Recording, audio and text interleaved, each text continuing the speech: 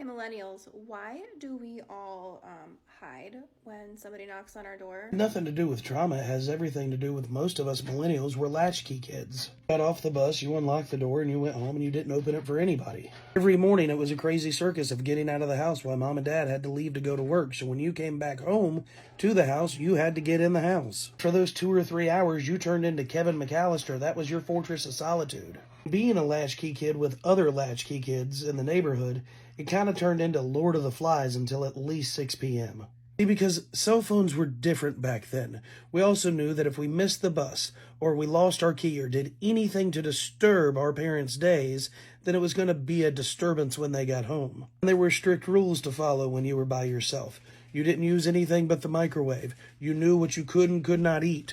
You knew that if dinner needed to be set out, you went ahead and got it ready. And once a mom and dad, it didn't have to be your mom and dad.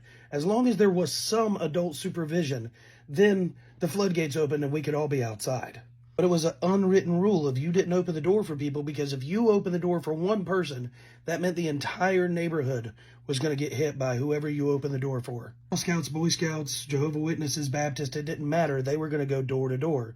So we all just didn't open the door. Even now as an adult, there's no scenario where somebody knocks on my door and I really want to talk to them. And in my early adult years, the only people knocking on my door were Rent-A-Center coming to try to take my stuff back. It's never been Publishers Clearinghouse. It's always something negative.